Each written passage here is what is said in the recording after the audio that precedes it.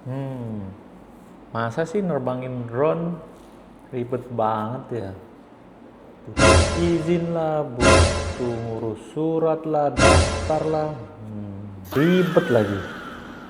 Emang bener nggak sih? Dengan Epolo, selamat datang di Tentang Drone. Wah. Jangan lupa like, komen, dan subscribe supaya nggak ketinggalan informasi seputar dunia drone. Nah, di episode kali ini kita akan mencoba membahas tentang regulasi penggunaan drone di Indonesia nih.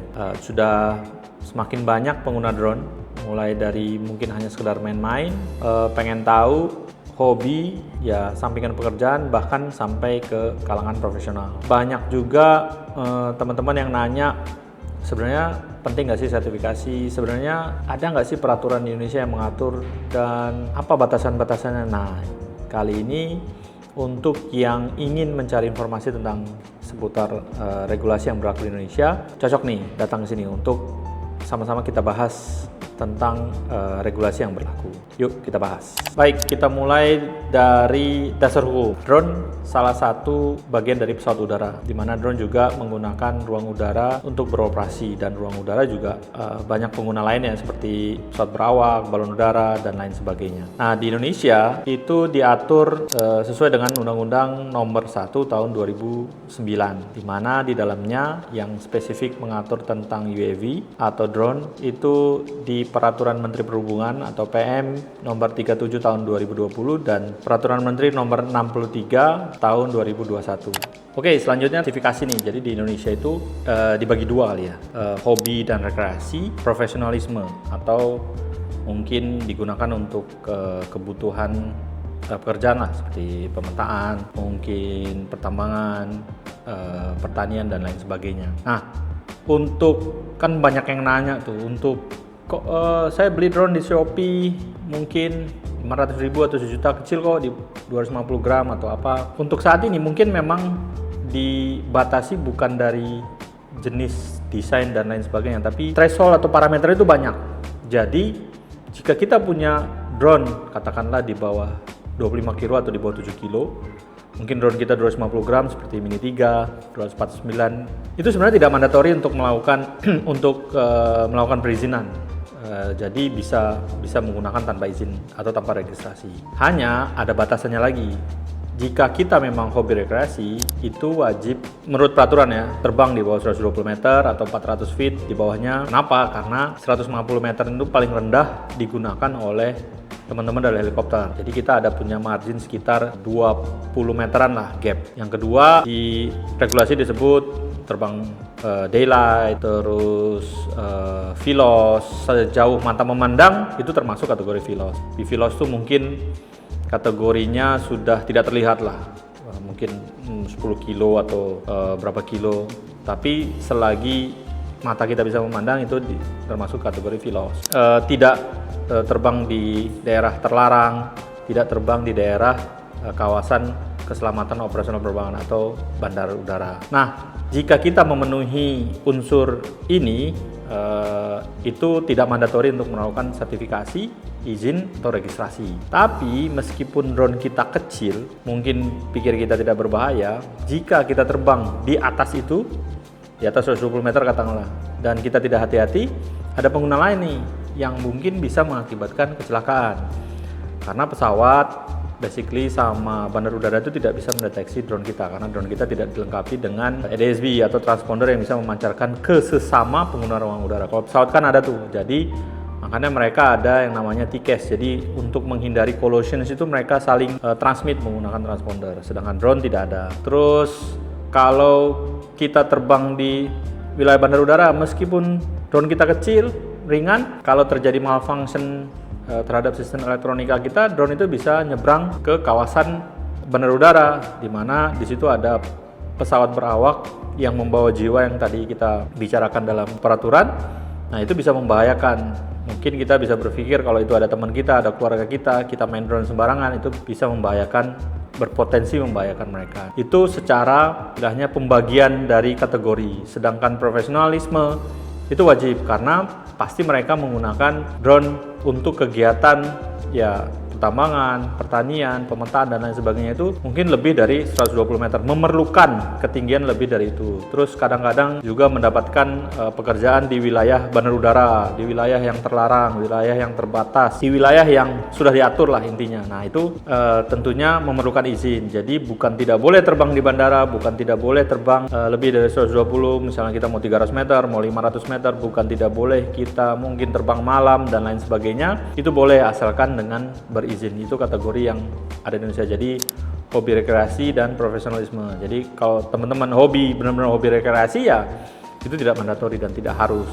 Cuman mungkin untuk para hobi alangkah baiknya mengikuti kegiatan sertifikasi. Fungsinya untuk apa sih? Untuk bisa menambah wawasan dan pengetahuan tentang di Indonesia itu ada regulasi, ada batas-batasannya ya. Karena selain bicara masalah regulasi di kegiatan sertifikasi juga contohnya seperti APDI itu kita memberikan ya 12 aeronautical knowledge. Jadi 12 ilmu pengetahuan tentang dunia aeronautik, mulai dari sisi keamanan terbangnya, emergensinya, mungkin pre-flight check-nya dan lain sebagainya, sehingga kita bisa menerbangkan drone itu dengan aman. Jadi mungkin nggak harus ke regulasinya karena kita bukan dari profesionalisme kan. Nah itu lebih ke arah pengetahuan tentang drone-nya itu akan dikupas tuntas di kegiatan sertifikasi itu. Jadi tidak ada ruginya juga mengikuti kegiatan sertifikasi. Nah sekarang batasan dan penggunaan ruang udara seperti yang saya info tadi. Jadi ruang udara ini sebenarnya digunakan oleh semua pihak dan sebenarnya sudah ada rambu-rambunya menurut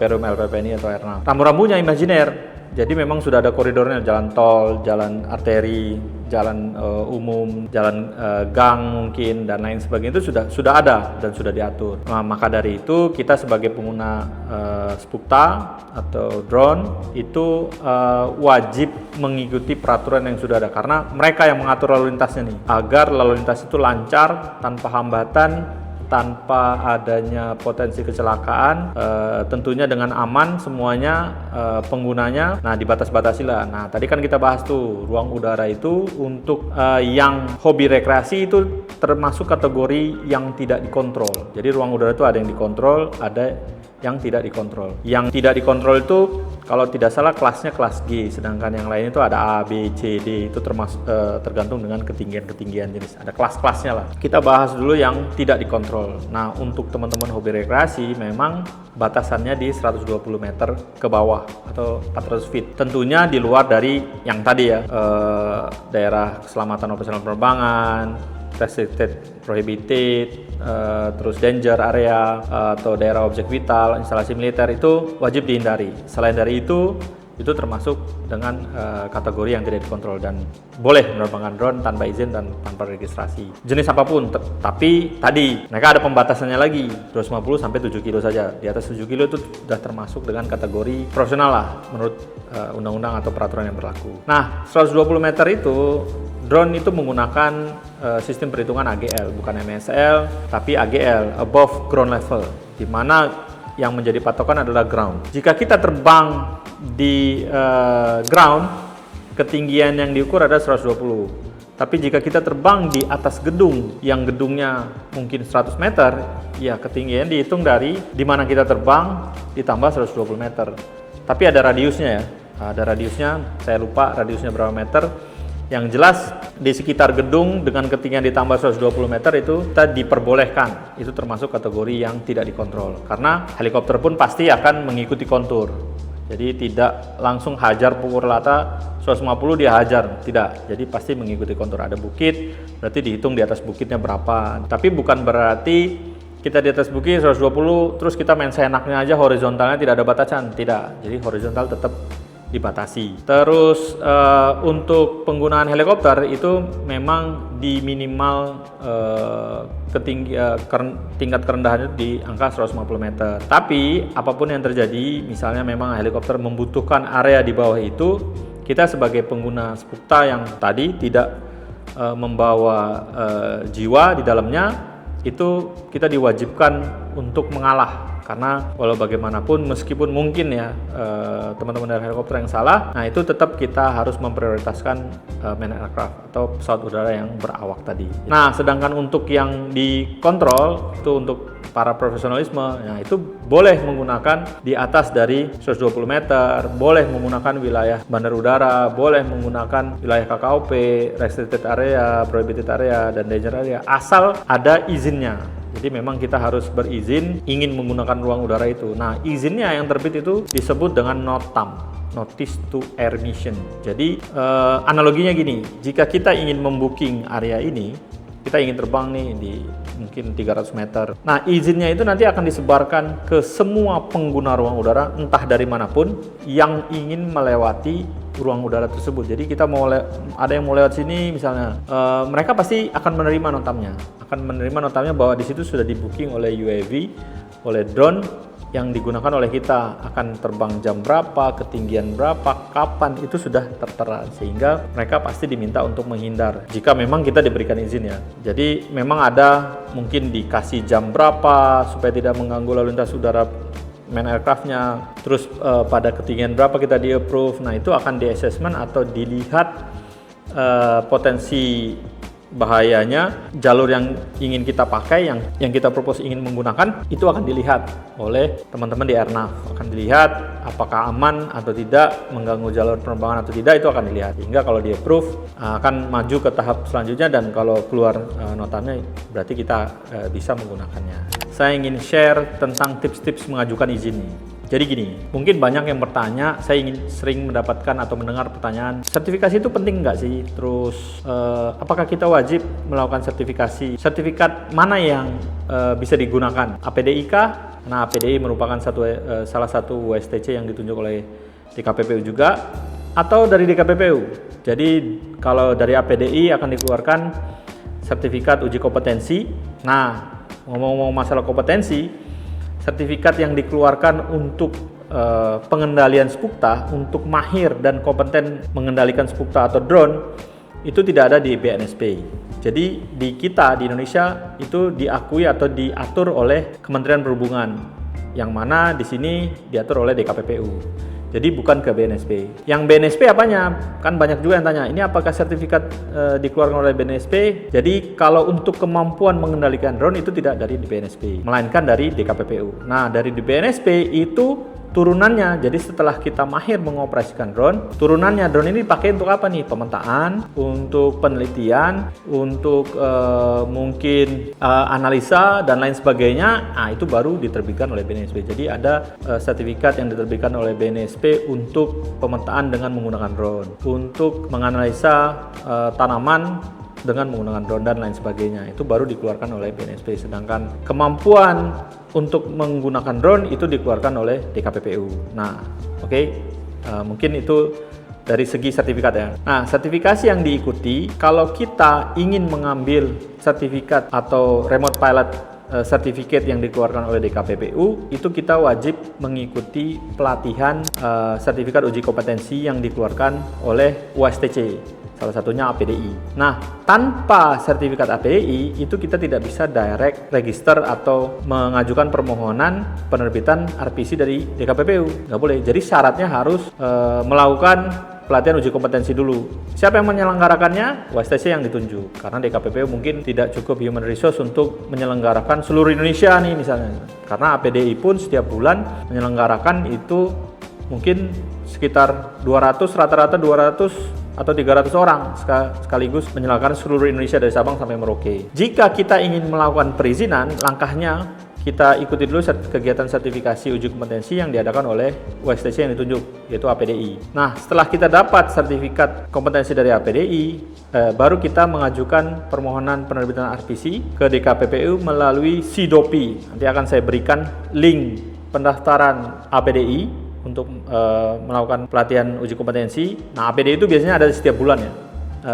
Kelas teorinya itu ada di setiap awal bulan, kelas prakteknya tergantung dari regional atau masing-masing wilayah. Mungkin bisa mencari info Instagram sertifikasinya APDI atau di masing-masing regional wilayah. Saya yakin dari Sabang sampai Merauke APDI sudah ada regional perwakilannya, jadi bisa mencari informasi di mereka. Nah, setelah dapat sertifikat uji kompetensi dari APDI, baru kita bisa meregister ke Sidopi. Nah, di Sidopi inilah satu pintu. Kalau dulu kita mungkin melakukan perizinan melalui email. Jadi email dulu ke Airnav, ke Perumel PPNI, setelah dapat ke Airnav, email lagi ke DNP, setelah dapat balik lagi, jadi melalui manual email. Nah, sedangkan sekarang sudah dipermudah nih, jadi permohonan penerbitan RPC-nya masih gratis ya, sampai saat ini masih gratis dari DKPPU, belum ada pembebanan biaya. Yang berbayar hanya di pelatihan uji kompetensi yang diselenggarakan oleh USTC, yaitu APDI, itu berbayar, tapi ke RPC ke DKPP-nya masih gratis. Nah, di Sidopi itu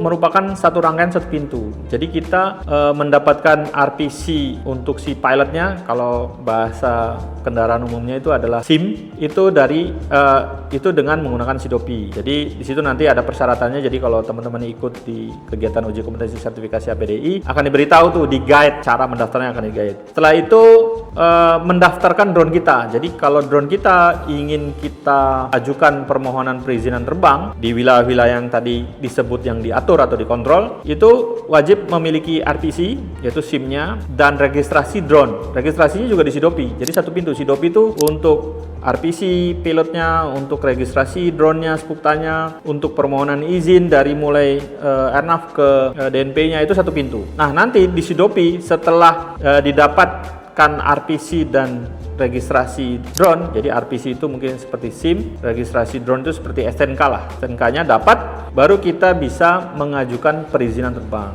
Nah, perizinan terbang itu di mana aja sih?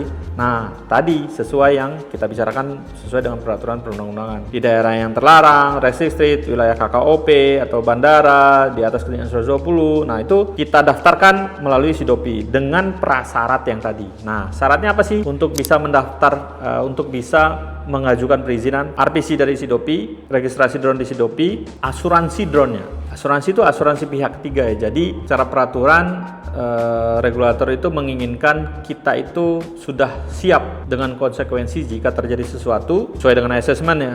Kita mempunyai atau memiliki asuransi yang siap mengcover third party yang mungkin kita rugikan. Jadi RPC pilot, registrasi drone, terus asuransi, tentunya surat permohonan. Permohonan mungkin isinya di dalamnya itu wilayah mana kita terbang, keperluan apa, drone apa, siapa pilotnya, asuransinya, nomor asuransi polisnya, terus mungkin koordinat-koordinat dan area of interest-nya, segala macam permohonan. Nah, nanti kita submit. Nah, itu akan berurut tuh, masuk ke Airnav untuk di assessment, lari ke DNP, balik lagi ke Airnav, baru akan terbit notam. Nah, setelah terbit notam, baru kita bisa mengudara di area-area yang dikontrol tadi sebagai sarana penerbangan profesionalisme. Nah, untuk masa berlakunya nih, sertifikat APDI itu berlaku 2 tahun. Sedangkan sertifikat atau RPC-nya DKPPU itu sebenarnya berlakunya 2 tahun, tapi untuk saat ini di sistem itu diminta tiap tahun itu perpanjang. Jadi yang RPC Kemenhub itu RPC DKPPU itu 1 tahun dan tinggal perpanjang lagi dengan sapin yang sama sehingga bisa langsung ya, sehingga bisa tinggal diperpanjang. Kalau sudah lewat dari 2 tahun, otomatis sertifikat APDI-nya juga mati. Ini APDI-nya harus diperpanjang dan baru bisa mengajukan kembali di tahun ketiganya di RPC DKPPU Sidopi. Jadi sebenarnya Sidopi itu 2 tahun RPC DKPPU, tapi untuk saat ini masih dipotong bagi 2, 1 tahun 1 tahun. Sedangkan sertifikat APDI itu berlakunya 2 tahun dan tinggal renewal. Nah, mungkin beberapa syarat-syarat mengajukan RPC di Kemenhub ya, di DKPPU Sidopi itu sertifikat uji kompetensi ya dari APDI, KTP, surat kesehatan, surat permohonan, pas foto, dan surat ada satu form yang dimiliki oleh DKPPU untuk bisa disubmit. Jadi ada 6 dokumen yang wajib disubmit untuk mendapatkan RPC. Sama juga hal yang serupa juga digunakan untuk registrasi drone ya. Jadi ada beberapa dokumen di Sidopi semua lengkap yang bisa kita lihat untuk bisa mengajukan license RPC pilotnya dan registrasi dari drone-nya. Oke, demikian episode kita kali ini tentang regulasi penggunaan drone di Indonesia. Semoga bermanfaat untuk teman-teman yang mencari informasi tentang peraturan dan regulasi. Salam terbang terus. Wah.